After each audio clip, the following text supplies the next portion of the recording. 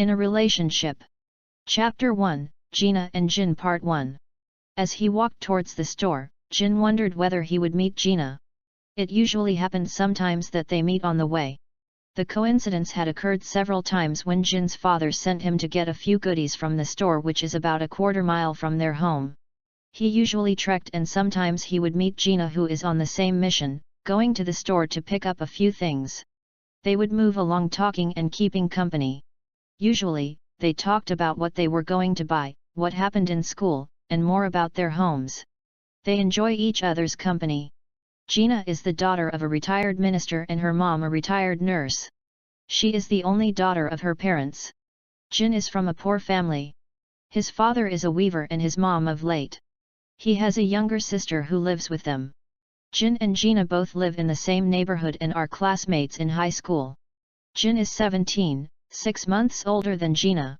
There was an avocado tree, 10 meters from the road, almost midway to the store. They usually stop there to rest and to have some fun on the lucky days they met. Jin left for the store that Saturday afternoon, thinking of Gina. He went past the avocado tree, but Gina had not shown up. He trekked on looking right all the time, to see if she would show up at any time. There was no sign to tell she was approaching. Jin felt bad as he entered the store, but thought it was just one of those days they wouldn't meet. He picked up his goodies and started trekking back home when suddenly he looked forward and saw Gina coming from afar. Jin pulled a deep breath and would not wait to talk to her. As they drew closer, Jin started smiling. Gina smiled back as if she was also longing to meet him. They kept their smiles as they drew closer. When they were very close, they stopped and with smiling faces stared at each other. Jin then broke the silence, asking Gina why she was late for the store that day. She explained they had to do some harvesting on the farm that morning, so she came back tired. Jin sympathized but said he missed her company. He added if she would not mind, he would escort her back to the store so they could walk together. Gina appreciated his offer but proposed it would be better if they created time in the afternoon to meet under their famous avocado tree, instead of keeping Jin's father waiting. Jin acknowledged it was so thoughtful of her. With more smiles, they departed, intending to meet in the afternoon. That afternoon, at sunset, Jin stood under the avocado tree, his heart full of joy and admiration as Gina approached. As she drew closer, his heart melted with joy and he could not stop smiling.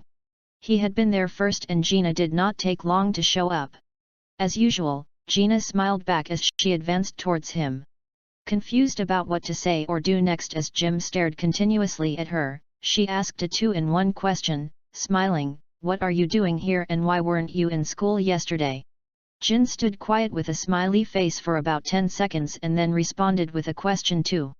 "If I may ask too, why are you here, and did you not hear the teacher call my name in class for owing fees?" They both laughed aloud because they understood everything. Gina acknowledged the teacher did call his name. She consoled him and promised she would try to help him complete the fees again when her next pocket money is given by her parents. Jin smiled broadly, thanked her, and acknowledged that she is always there for him. Gina smiled back and asked him to mind not, she just likes helping. Jin wanted to know more about her day.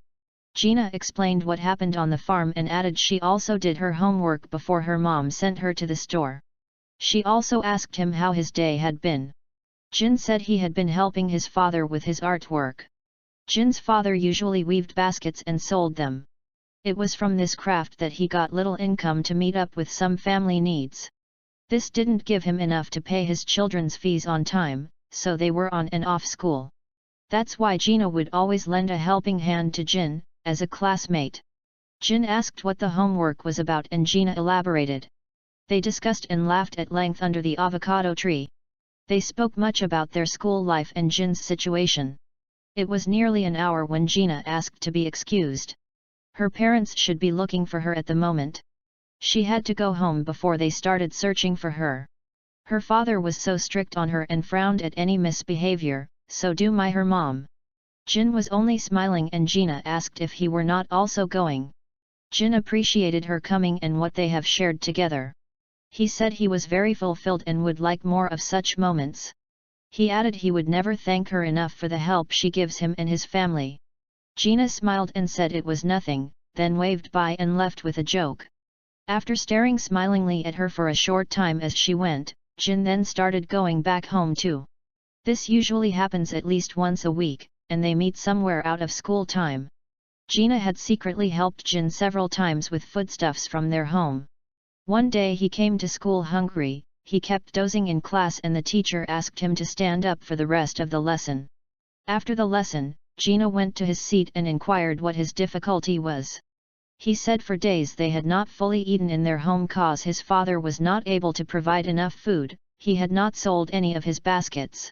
Gina went back to her seat, opened her backpack and took out some of her cookies, moved back to him, and gave him to eat quickly before the next lesson. He smiled in appreciation, then ate as fast as possible. Gina again brought a bottle of water and handed it to him. She whispered, "It's okay, have courage, all would be fine." During lunchtime, they stood behind the class and talked more about Jin's situation. Gina consoled him and then asked him to come to their home after school, in the afternoon, at about 4 p.m. so she could help him with some goodies. That is when her dad usually goes out for his daily sports. Her dad usually would take about 1.5 hours to finish. With tears nearly flowing, Jin looked at Gina and gave a painful smile. Gina noticed it, moved closer, and whispered, "It's okay, please." She helped him with a tissue to wipe away his tears. Jin seized that opportunity to hold Gina's hands for the first time. He experienced a feeling he had never had between them before. A strong wave passed through him from head to toe. He held Gina's soft gentle hands, as she surrendered to him for some time and felt very consoled. Gina, like she had wanted more of Jin, dared not agitated but allowed Jin to calm himself. When recess was over they went back to class so happy and fulfilled. At home that night, Jin kept thinking of the special feeling he had when he held Gina's hands in school. He wondered whether his feelings were true for Gina. He questioned himself that if true, where would that lead him? Gina was from a rich family as compared to himself, even if he loved her, would his parents not be a hindrance? How would they feel seeing their only and rich daughter relating with a poor boy? Jin developed a mixed feeling but was convinced there was something real between Gina and himself. He said, "I think I should control myself if only I could." Gina too thought, though she was calm at the moment Jin held her hands, she felt something strange running through her. It was more than just liking a classmate or a neighborhood friend. The desire to help, and be with him more was deep in her heart. Gina said to herself, "There are other rich boys in the class but I don't know what keeps pulling me towards Jin. Yes, I pity his condition and am able to help at times, but that's not all, I feel like being with him all the time. If this is true that I'm falling for him, I know my parents would not be in support. Well, as it is, I need to be very careful. Anyhow, let me just continue helping, even if it means helping one poor boy in my life just for goodness sake. I believe God would reward me for it.